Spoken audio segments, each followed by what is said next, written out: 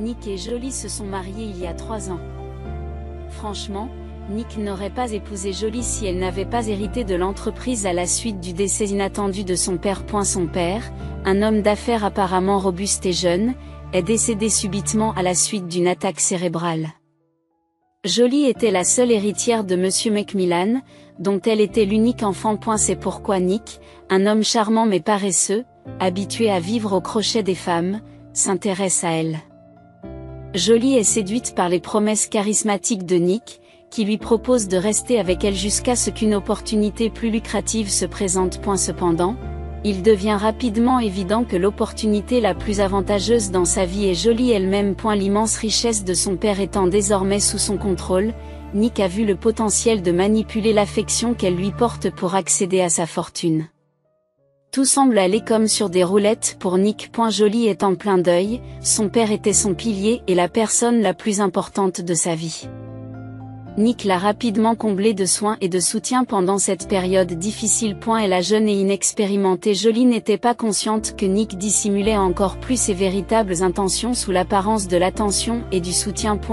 Jusqu'à leur mariage, il s'est présenté comme quelqu'un de bien, s'assurant qu'il n'y aurait pas de retour en arrière. Après les funérailles, il l'a demandée en mariage, lui suggérant d'attendre qu'elle ait surmonté la période de deuil de son père. Nick est doué pour la tromperie, la manipulation et les faux dash semblants. Elle avait la capacité de s'adapter et de répondre aux attentes sans effort. S'il n'investissait pas beaucoup d'efforts avec ses riches partenaires car il pensait qu'il y en aurait toujours une autre, Jolie était différente. Sa valeur était indéniable pour lui, et il était prêt à faire des efforts car il savait qu'il ne serait pas vain. Cependant, un obstacle inattendu surgit d'une source imprévue. L'ami proche du père de Jolie, qui était également son parrain et le principal adjoint de la société, a posé le premier défi. M. Chinland a rapidement compris que Jolie était profondément amoureuse et déterminée à se marier, cherchant à combler le vide laissé par le décès de son père. Pourtant, astucieux, Monsieur Chinland a insisté sur un contrat prénuptial, persuadant finalement Jolie, malgré ses réticences initiales. Nick, c'est une question d'affaires, tu ne le vois pas? Jolie répète les paroles de Monsieur Chinland. Se sentant humilié, Nick proteste, tu crois que j'ai besoin de ton argent? Malgré le manque de sens financier de Jolie, qui a passé sa vie dans l'opulence, elle était avisée dans d'autres domaines. Une fois qu'elle s'est fixé un objectif, elle le poursuit sans relâche. Nick, acculé, finit par accepter toutes les conditions de Monsieur Chinland. Le contrat de mariage était standard, mais il négligeait complètement les droits de Nick. Il était clair que l'entreprise et tous les autres biens hérités du père de Jolie ne pouvaient pas être partagés en tant que propriété commune par les époux. Nick s'attendait à recevoir une partie des bénéfices, à acquérir de nouveaux biens et des propriétés. Cependant, le contrat rédigé par un avocat de haut niveau a privé Nick de ses opportunités. Malgré cela, Nick pensait que le mariage lui serait bénéfique, car il aurait accès aux finances de sa femme sans contrôle et pourrait accumuler du capital pour l'avenir. Il prévoyait de retirer quotidiennement de l'argent du budget commun et de le transférer sur ses propres comptes. Mais Nick s'est trompé. Car Monsieur Chinland, une personne dévouée, respectable et responsable, a non seulement supervisé les affaires financières de Jolie dans le cadre de son activité professionnelle, mais a également géré ses finances personnelles. Nick ne disposait que de fonds limités pour ses dépenses personnelles, mais il gardait espoir en l'avenir, attendant de voir comment les choses allaient se dérouler. Finalement, sa patience a été récompensée. Depuis le jour de leur mariage, Angelina Jolie a essayé de concevoir un enfant, désirant ardemment être mère. Chaque nouvelle tentative lui apportait déception et amertume. Dans un premier temps, elle attribue cela à la nervosité et au stress provoqué par son rythme de vie effréné. Prenant elle-même le contrôle de l'entreprise, elle apprend en permanence, ce qui est naturellement épuisant. Après plus d'1 an de tentatives infructueuses, la femme a demandé l'aide de spécialistes, a subi un examen médical complet et a identifié la cause de ses échecs. Les symptômes de Angelina Jolie, qu'elle avait attribués à une vie active, se sont révélés alarmants. Son corps l'avertissait de problèmes, mais elle n'en tenait pas compte. Finalement, Les médecins ont diagnostiqué un cancer. Elle a subi près de 2 ans de traitement et de souffrance, mais sans grand succès. Pendant toute cette période, Nick n'a joué le rôle de mari que de nom. Il avait tout intérêt à ce que Jolie n'existe pas, ce qu'il n'a pas réussi à dissimuler efficacement. Bien qu'il n'en ait jamais parlé ouvertement, Jolie était au courant des nombreuses femmes avec lesquelles son mari l'avait trompé. Nick se croyait doué pour la tromperie et la manipulation, pensant qu'il parvenait à se comporter en mari attentionné envers une femme mourante. Il s'estimait chanceux et pensait qu'il lui suffisait d'endurer un peu plus longtemps pour atteindre le résultat souhaité. Cependant, le comportement de Nick a été condamné et discuté par tout le monde, depuis les infirmières et le personnel des hôpitaux où Jolie était soignée, jusqu'à M. Chinland.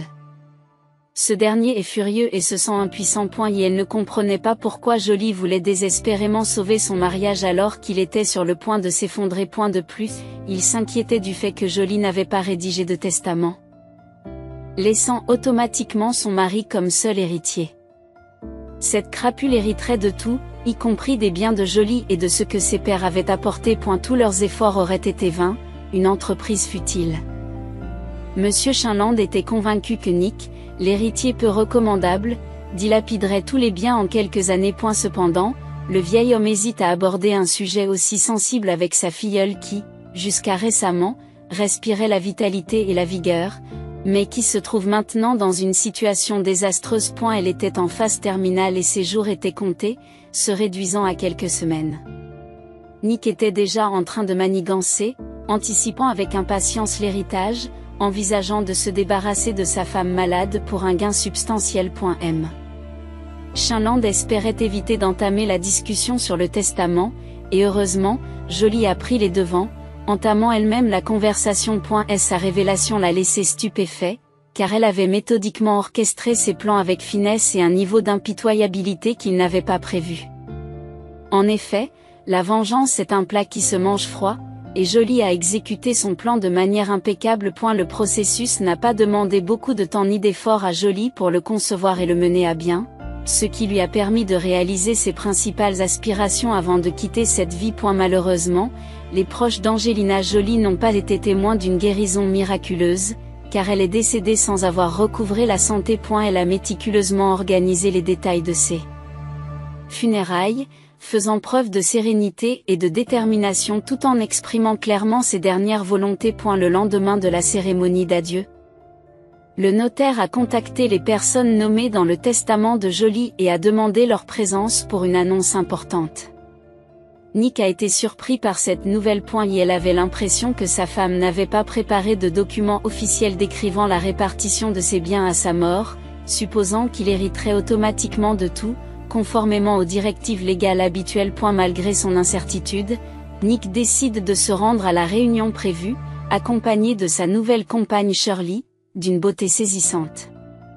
En entrant dans le bureau du notaire, Nick remarque M. Chinland et Kurt Turgon, l'ami de Jolie. Mais ce qui le surprend, c'est que Kurt n'est pas seul, il pousse une poussette dans laquelle se trouve un petit garçon, ce que Nick ignorait jusqu'alors. Bien qu'il ne soit pas un expert dans un domaine particulier, Nick est loin d'être naïf. Elle comprend rapidement qu'un motif caché est en jeu et qu'il a été dépassé. Malgré un sentiment de trahison, la curiosité de Nick prend le dessus. Elle souhaite dévoiler les intentions de Jolie, même s'il semble évident que son testament contiendra probablement des dispositions humiliantes pour lui. Pendant une quinzaine de minutes, les personnes présentes sont restées dans un silence gênant, chacune occupant une partie différente de la pièce. Personne d'autre ne s'est joint à l'assemblée. Le notaire prolongea délibérément la phase d'introduction, expliquant l'importance de l'occasion et le privilège de divulguer les dernières volontés et le testament du défunt. Même à ce moment-là, Nick pouvait sentir au sourire narquois qui persistait sur le visage de M. Chinland que les détails du testament n'étaient connus que de lui. Enfin, Nick entend le notaire déclarer « À mon mari légitime, Nick, je te déshérite », ces simples mots véhiculant un message profond. Le notaire jette alors un coup d'œil à Nick, lui demandant s'il saisit la gravité de cette déclaration. L'homme humilié ne peut que hocher la tête en guise de réponse. À ce moment-là, Shirley tente de se lever d'un air de défi, mais Nick la retient, sans tenir compte de son expression perplexe. Même s'il souhaitait lui aussi quitter rapidement la scène de son embarras public, le drame était loin d'être terminé, et les participants attendaient sa conclusion. Après une brève pause, le notaire poursuivit: je laisse tous mes biens personnels à mon fils unique, Robert Turgut. Jusqu'à ce qu'il devienne adulte, je désigne son père, Kurt Turgon, et Monsieur Chinland comme ses tuteurs et administrateurs. Une révélation glaçante frappa Nick comme un coup physique. Le fils de Kurt, pas le sien. Bouleversé, il pousse un cri choqué, s'interrogeant sur l'identité des parents biologiques. La réponse n'a surpris personne: Robert est bien l'enfant naturel de Joly. Reprenant son souffle, Nick s'exclame: d'autres que nous, Shirley? C'était affirme: oui, Robert est le fils biologique de Joly. Monsieur Chinland ajoute: et non, elle n'a pas été enceinte au cours des 2 dernières années. Nick a du mal à comprendre: c'est impossible. Nick s'accrochait désespérément à l'espoir, même s'il savait qu'il n'était pas nécessaire d'être enceinte pour avoir un enfant dans le monde d'aujourd'hui. Le parrain affiche un sourire en coin, se réjouissant manifestement du choc et de la déception de Nick. Il commente les progrès remarquables de la médecine de nos jours. En assistant à ce scénario, Kurt se rappela l'horreur qu'il avait vécue il y a 2 ans lorsqu'il avait appris que sa meilleure amie était gravement malade et qu'elle n'avait que peu d'espoir de guérison. Il a été étonné de voir avec quel calme elle parlait du temps limité dont elle disposait et de son souhait de devenir mère. Elle a expliqué qu'elle avait conservé ses ovules avant de commencer le traitement. Consciente du défi que représentait le fait d'élever son propre enfant. Kurt lui a demandé si Nick était prête à élever l'enfant seule, ce à quoi elle a répondu avec hésitation, exprimant des réserves quant au caractère de son conjoint et à sa réaction face à son état. Elle réfléchit à la manière d'aborder le sujet de l'avenir du bébé, ne sachant pas quelle approche adopter. Je veux que tu sois le père de mon enfant, dit-elle d'une voix excitée. Kurt est pris au dépourvu. Tu plaisantes? Vous êtes marié? Répond-il. Oui, je suis marié et cela ne changera pas. J'ai pris ma décision. Nous n'aurons pas de relation physique. Ce n'est pas possible compte tenu de ma situation. Je ne peux pas porter le bébé en raison de mon état de santé. J'ai fait congeler mes ovules. Nous avons besoin du matériel biologique du futur père. Nous avons également besoin d'une mère porteuse, ce qui est possible de nos jours. Au début, Kurt a trouvé cela absurde, pensant qu'il s'agissait des pensées désespérées d'une femme troublée. Cependant, elle avait un plan détaillé, avait fait des recherches, réglé des questions juridiques, organisé des services dans une clinique de reproduction et même trouvé une mère porteuse.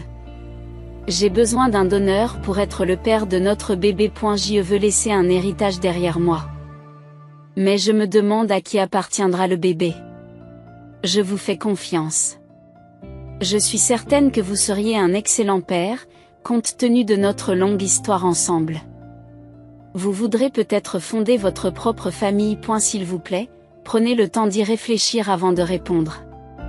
Après ce qui s'est passé avec Nick, il est essentiel pour moi que le père de mon enfant accorde plus d'importance qu'à l'argent et ne profite pas de mes ressources. Le mariage m'a rendue plus consciente, grâce aux leçons apprises de Nick. J'ai acquis de précieuses expériences de vie.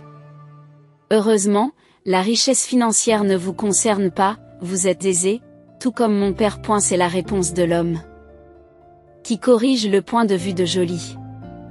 Il lui a assuré que ses besoins seraient satisfaits, reconnaissant son dévouement à l'entreprise familiale. Et elle a compris qu'un homme élevé dans la pauvreté peut toujours craindre la pénurie. S'il manque d'intégrité, cela peut représenter un défi important. Se souvenant de son passé, Angelina Jolie a tristement ajouté: « Je suis vraiment perplexe. L'image que j'ai de la paternité a radicalement changé. Je me rends compte que je ne peux pas prendre cette décision seule, j'ai besoin des conseils de mes parents et de ma famille proche. Je dois leur demander conseil. » Angelina Jolie a confié à Kurt une promesse secrète avant d'impliquer sa famille. La discussion avec les parents de Kurt a été ardue. Son père est resté neutre, acceptant de soutenir son fils et le petit enfant à venir. En revanche, sa mère s'est montrée moins ouverte.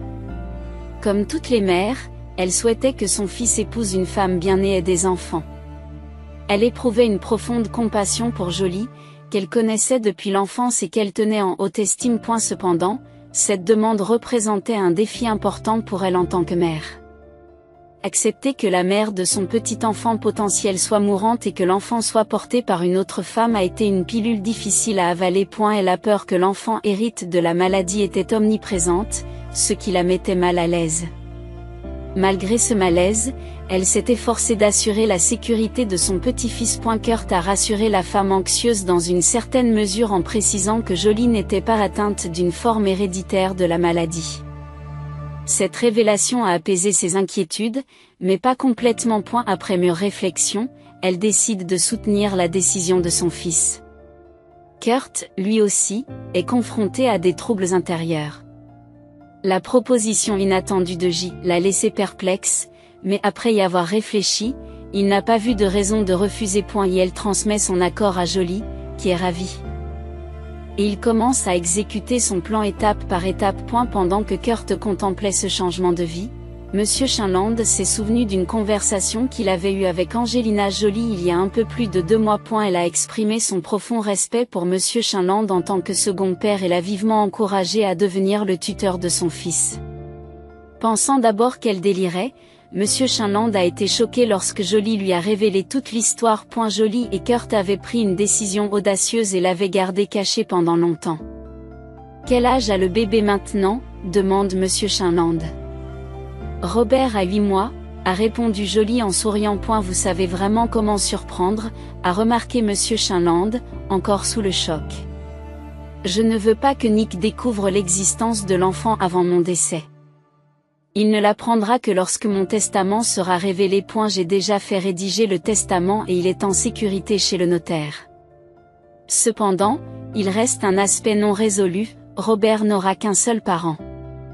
J'ai réévalué de nombreux aspects de ma vie et je ne veux rien laisser au hasard. Kurt a ses parents, donc s'il lui arrive quelque chose, Robert ira les voir. Mais je veux aussi que tu aies des droits, juste au cas où.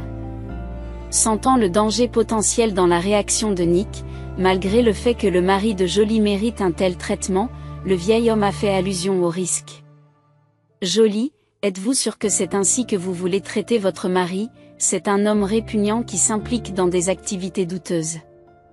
Pourquoi chercher une telle vengeance posthume ? Exprime-t-il prudemment avant de s'excuser pour sa franchise. Cela fait 2 ans que j'y réfléchis. J'ai vu naître Robert, j'ai été témoin de l'amour de Kurt pour lui, j'ai observé l'adoration de ses parents. Je n'ai besoin de rien de plus. J'ai accepté la situation. Ce qui me dérange le plus, c'est que les gens me parlent de guérison mystique. En ce qui concerne Nick, je l'aimais profondément. J'avais une confiance totale en lui, mais il s'est révélé ingrat. Il visite mon hôpital comme s'il s'agissait d'une tâche ardue.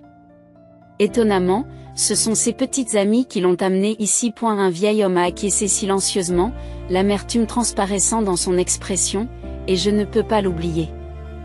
Il accorde plus d'importance à l'argent qu'à sa propre maison. C'est pourquoi j'ai décidé de lui donner une leçon. Et elle sera prise par surprise, car j'ai tout gardé secret pour vous. C'était un défi pour moi. Je voulais vous présenter mon fils tout de suite, mais j'ai été extrêmement prudent, m'assurant que personne n'informerait Nick par inadvertance.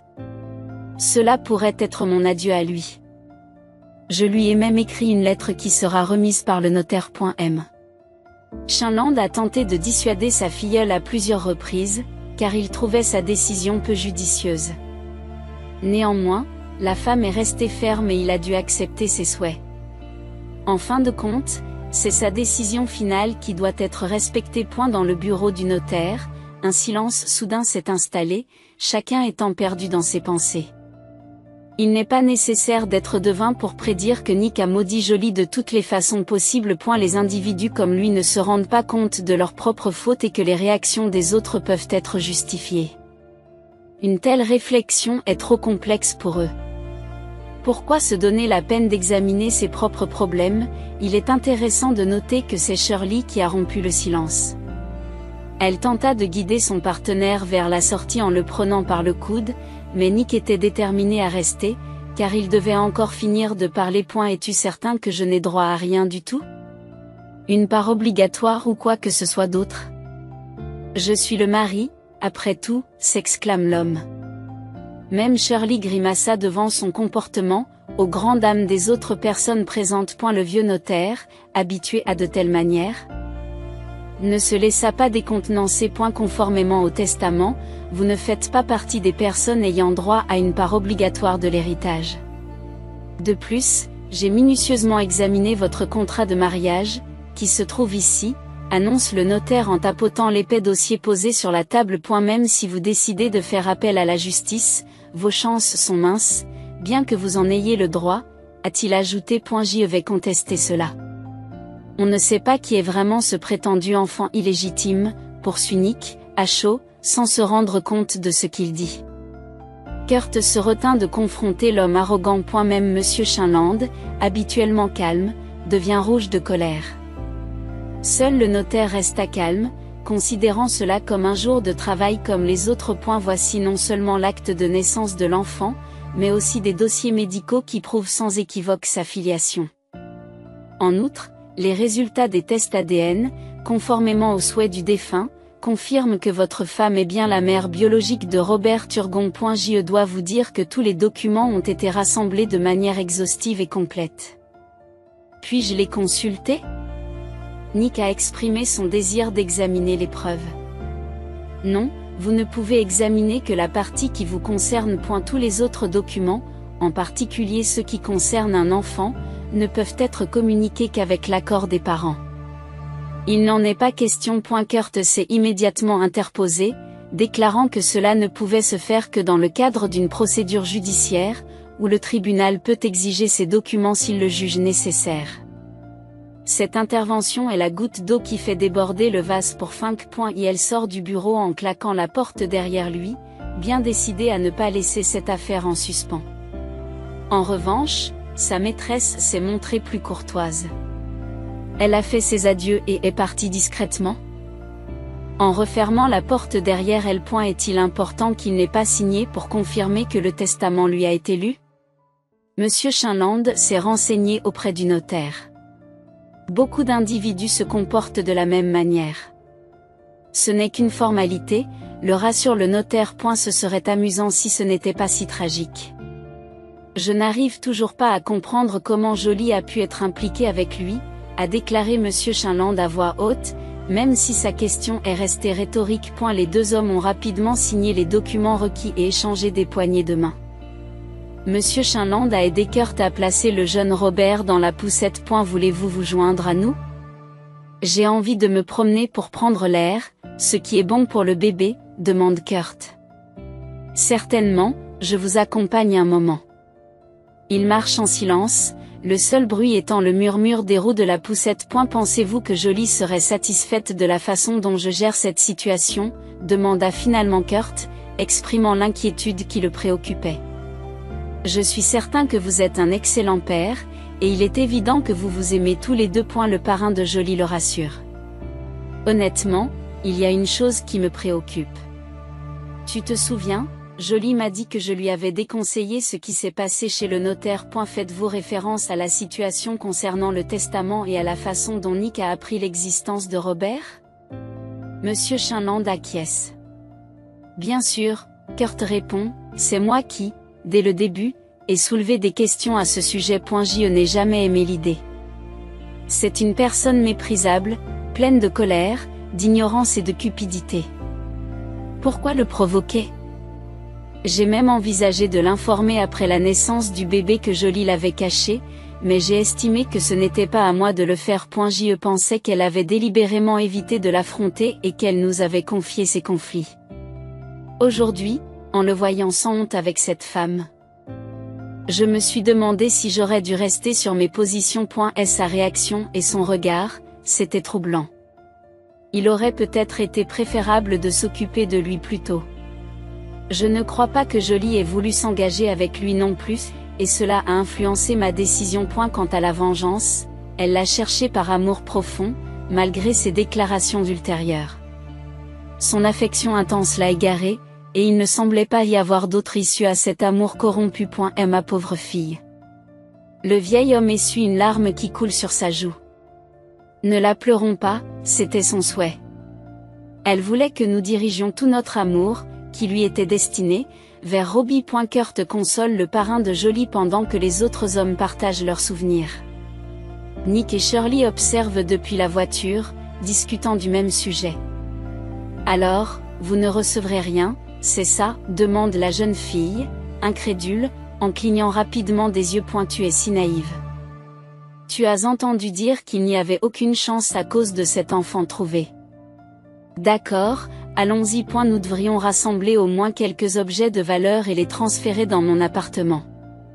3 jours plus tard, Kurt trouve enfin le courage de se rendre au domicile de Jolie, qu'il découvre désert. Il s'est préparé à une confrontation et a même engagé 2 agents de sécurité pour se protéger. Cependant, Nick a pris la bonne décision en retournant chez lui, bien sûr, en emportant beaucoup d'objets de valeur. Aujourd'hui, Nick est assis seul dans la modeste cuisine de son petit appartement, en train de siroter un verre de whisky. Shirley l'avait quitté, comme prévu. Pourquoi resterait-elle avec un homme dans le besoin, alors que Nick contemple sa situation actuelle? Des souvenirs remontent à la surface pour expliquer comment il en est arrivé là. Autrefois, les femmes le payaient pour sa compagnie, mais aujourd'hui, il devait offrir de l'argent à une jeune et belle fille pour être en sa présence. Paradoxalement, Nick, ancien gigolo, dépassé par les événements et affaibli par ses vices, ne se sentait pas responsable de la situation dans laquelle il se trouvait. Dans son esprit, son ex-femme était l'antagoniste qui avait épuisé ses forces et écrasé ses aspirations, partant sans laisser d'héritage. Il attendait l'héritage avec impatience. Dans ses rêves, il se voyait jeune, beau, prospère et immensément riche. Cependant, Shirley lui a infligé un terrible retour à la réalité en lui révélant quelques dures vérités. Personne ne l'estimait vraiment, il n'était qu'un ivrogne sans ressources enveloppé d'illusions grandioses. Accepter cette dure réalité a été un véritable défi. Les fondements de ses ambitions de richesse et de réussite, qui reposaient en grande partie sur son ex-femme, se sont effondrés comme une fragile pile de cartes.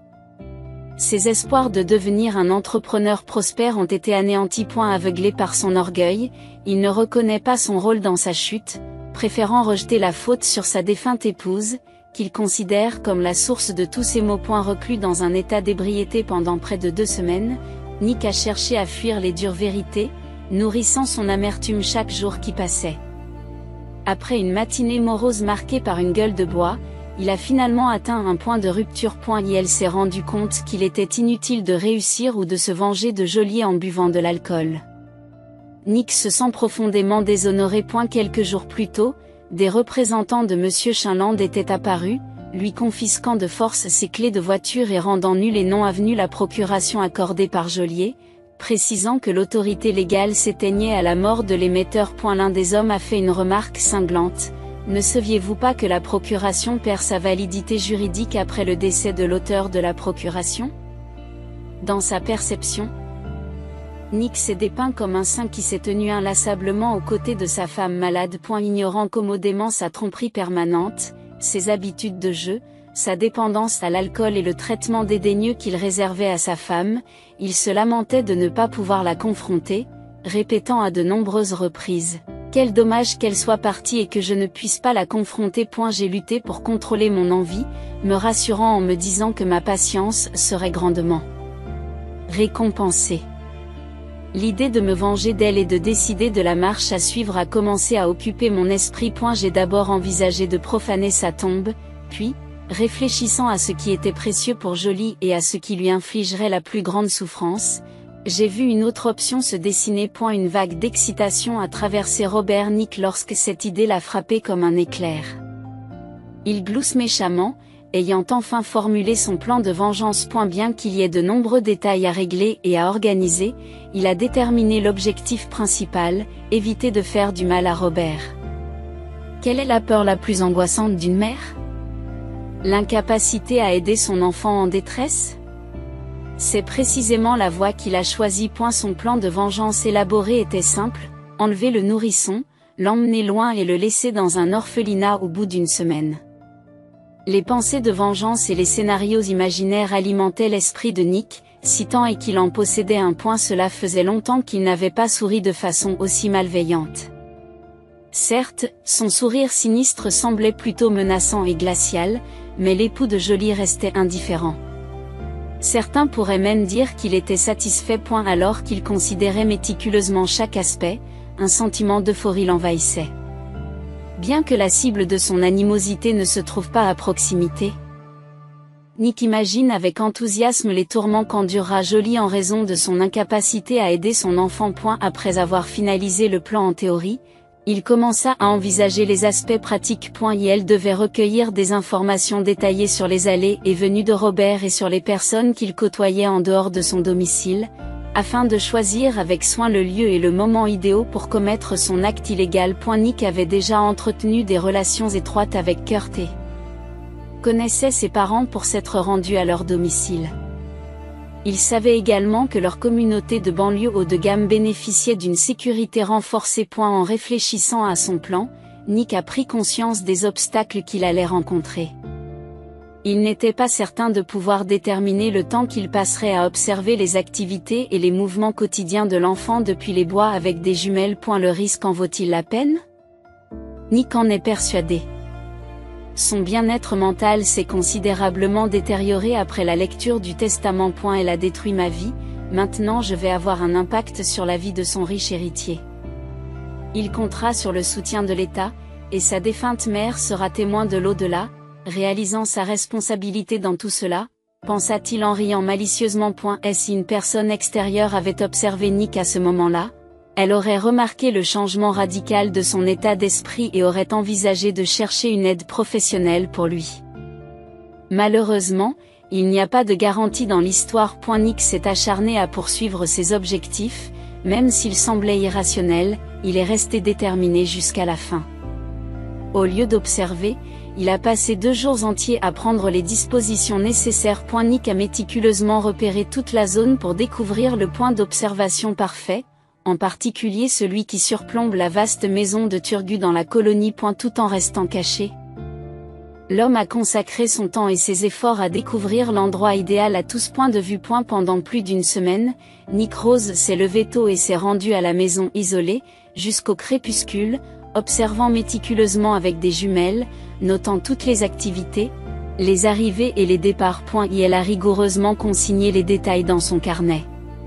Sa surveillance a révélé qu'un enfant était pris en charge par la grand-mère, Kurt et une nounou. Réalisant que Kurt et sa mère sont des connaissances qui pourraient rapidement le reconnaître, Nick les élimine de ses plans pour éviter d'être puni. Anticipant les enquêtes de la police, il a cherché à les détourner. Elle a donc choisi la nounou comme cible de son plan.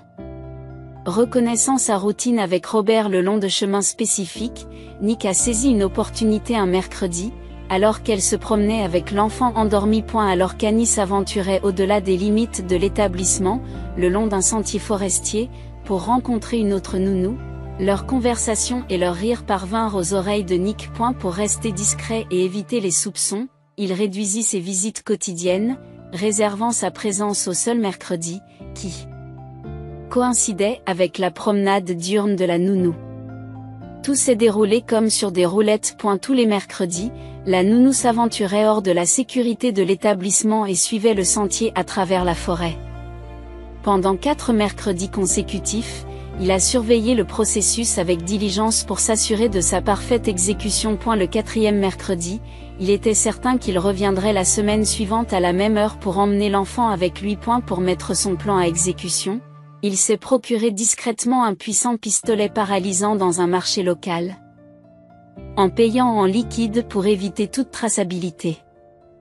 Il a élaboré une stratégie minutieuse dans les moindres détails afin d'éviter d'être repéré ou capturé. Il s'est également procuré une vieille voiture, dont il a remplacé les plaques d'immatriculation par des plaques volées, et l'a garée à un endroit stratégique pour s'enfuir rapidement, tout en restant suffisamment discret pour ne pas attirer l'attention. En outre, il a pris des mesures pour se déguiser, dissimulant son physique et son visage afin d'éviter d'être reconnu. Son esprit était accaparé par les pensées de l'enlèvement, qui l'assaillaient à chaque instant et qui s'infiltraient même dans ses rêves avec des images très vivantes. À l'approche du jour fixé, il a perdu près de 7 kilos et n'est plus que l'ombre de lui-même.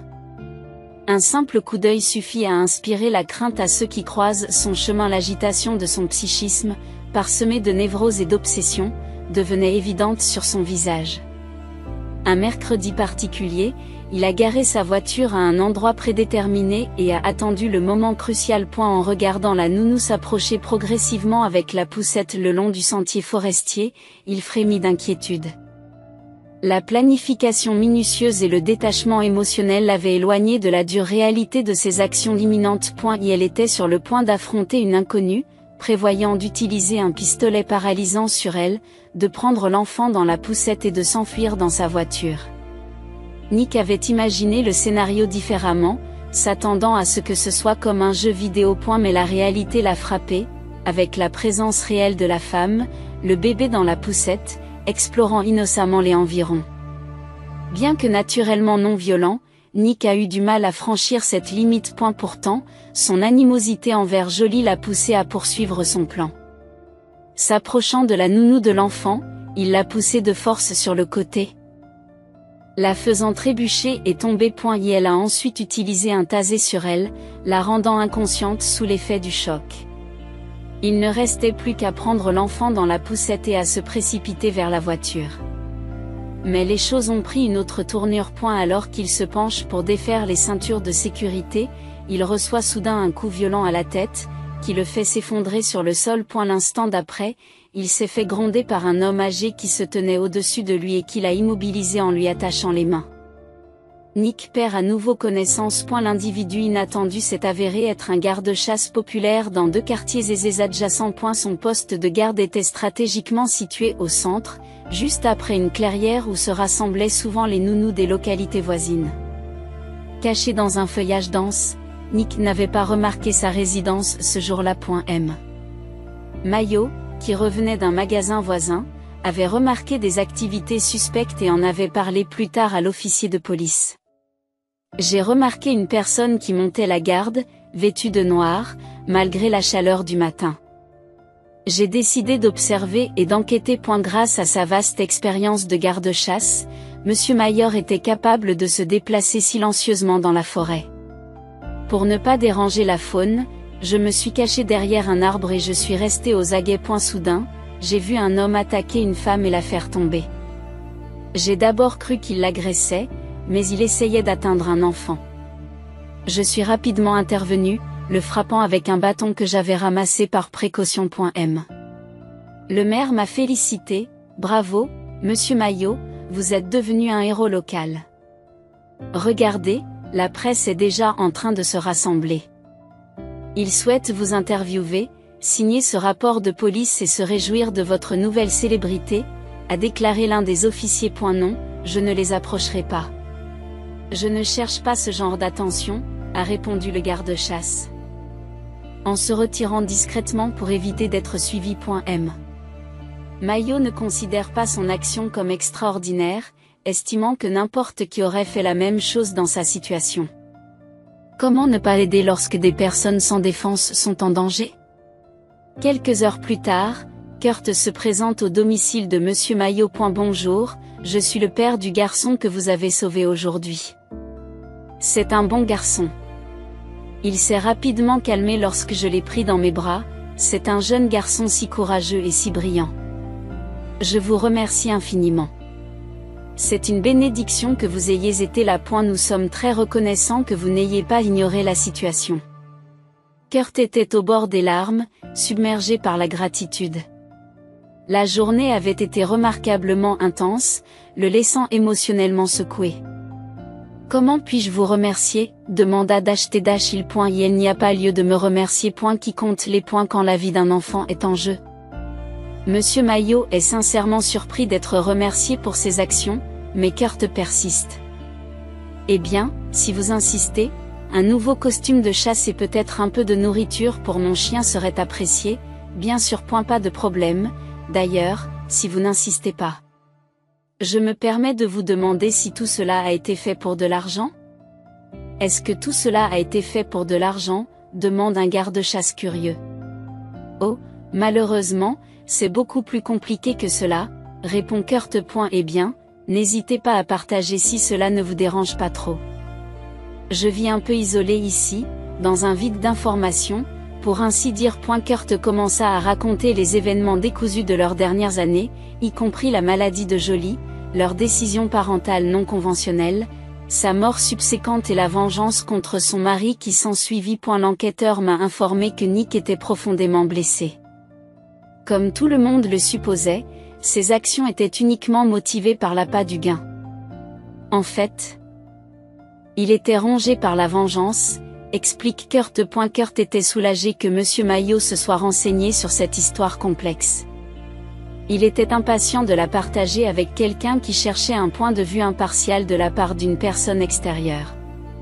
Il se demandait s'ils avaient poussé Nick à la folie et à la vengeance. S'il ne s'agissait que de lui, Kurt ne souffrirait pas autant de réflexivité. Mais tout ce que lui et Jolie ont fait est revenu à leur fils. Après avoir raconté son histoire, Kurt se tourne vers Monsieur Maillot, un observateur impartial, et lui demande: pensez-vous que nos actions l'ont poussé à cet extrême? Sommes-nous à blâmer pour sa soif intense de vengeance? Vous êtes sérieux? Kurt continua, s'adressant à Monsieur Maillot, un homme adulte s'engageant dans un dialogue aussi irrationnel. Votre ami Nick s'est toujours arrangé pour trouver une excuse, même s'il n'en a jamais eu besoin. Il s'est marié pour l'argent, s'est engagé dans l'infidélité, a maltraité sa femme malade et s'est fait des illusions en pensant que tout était de sa faute. Qu'a-t-elle fait de mal lorsqu'elle s'est vengée une fois? Qu'elle a perdu patience et qu'elle n'en pouvait plus? Oh, comme elle a touché son point sensible, son portefeuille. En revanche, bien joué, la femme a conçu un tel plan et l'a exécuté avec succès.